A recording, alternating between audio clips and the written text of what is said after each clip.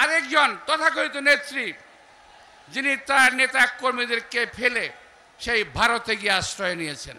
এই 17 বছরে কমপক্ষে 34 বার গ্রেপ্তার হয়েছি ভাই। আমরা তারও অনেক পরে ছাড়া পাই। যখন 2008 সালে নির্বাচন হচ্ছিল, ওই সময় তাকে নির্বাচনে যেতে বাধ্য করা হয়েছিল 101 রকম। আমরা যখন জেল থেকে বের হই, জেল থেকে বের ওনাকে প্রশ্ন করেছিলাম, নেত্রী আপনি নির্বাচনে কেন গেলেন? নির্বাচনে যাওয়া ঠিক হয় নাই। উনি বললেন নির্বাচনে যাওয়া ঠিক হয়েছে, আমি যদি নির্বাচনে না যেতাম তাহলে তোমাদেরকে জেল থেকে বের করতে পারতাম না, এই জন্যই আমাকে নির্বাচনে যেতে হয়েছে। এখন আমি যেই প্রশ্নের কথাটা বলতে চাই, প্রিয় ভাইয়েরা, একজন নেত্রী তার কর্মীদের জন্য দেশে থেকে গেলেন, বিদেশে পালালেন না। দেশনেত্রী বেগম খালেদা জিয়া উনি দেশ ছেড়ে পালান নাই। উনি বলেছিলেন এই দেশ আমার, মাটি আমার, বাইরে আমার কোনো বাড়িঘর নাই, আমার কোনো প্রভু নাই, আমি বাইরে যেতে পারবো না।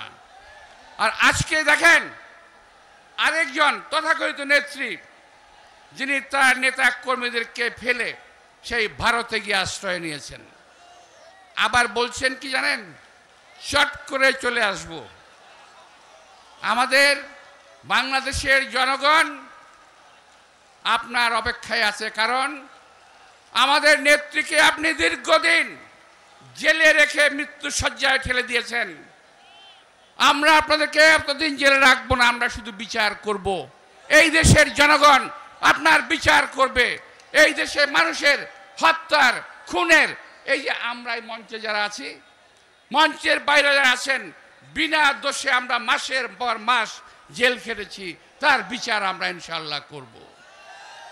প্রিয় ভাইয়েরা, সর্বশেষ এই কয়েকদিন যাবৎ বেশ কিছু তারকা গ্রেপ্তার হচ্ছেন, আপনারা দেখেছেন না? বেশ কিছু গ্রেপ্তার হচ্ছে। আওয়ামী লীগের তথাকথিত নেতৃবৃন্দ, আওয়ামী লীগের চামচাবৃন্দ গ্রেপ্তার হচ্ছেন।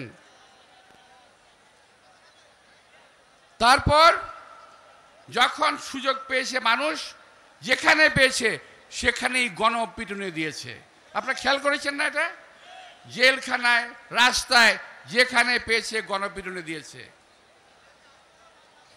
আমি আজকে অত্যন্ত আল্লাহর রহমতে, আল্লাহর সাহায্য কামনা করে এই কথা স্পষ্টতই বলতে চাই, এই মঞ্চে আমরা যারা আছি, আমাদেরকে গ্রেপ্তার করেছিল, বারবার গ্রেপ্তার করেছে।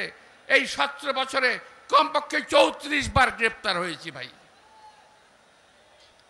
কই আমি যখন গ্রেপ্তার হই, আমাদেরকে যখন জেলে নেয়, আমাদের যখন কোর্টে আনে, মির্জা ফখরুল ইসলামকে যখন কোর্টে আনে, যখন আমানুল আমানকে কোর্টে আনে, যখন আমার নেতৃবৃন্দকে কোর্টে আনে, সবাই তো ফুল দিয়ে বরণ করেছে আমাদের।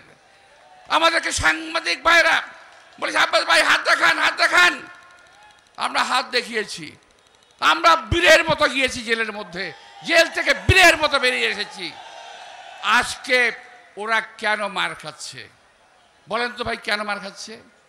মার খাচ্ছে এই কারণে, আমার দেশ নেত্রী গণতন্ত্রকে ভালোবাসেন,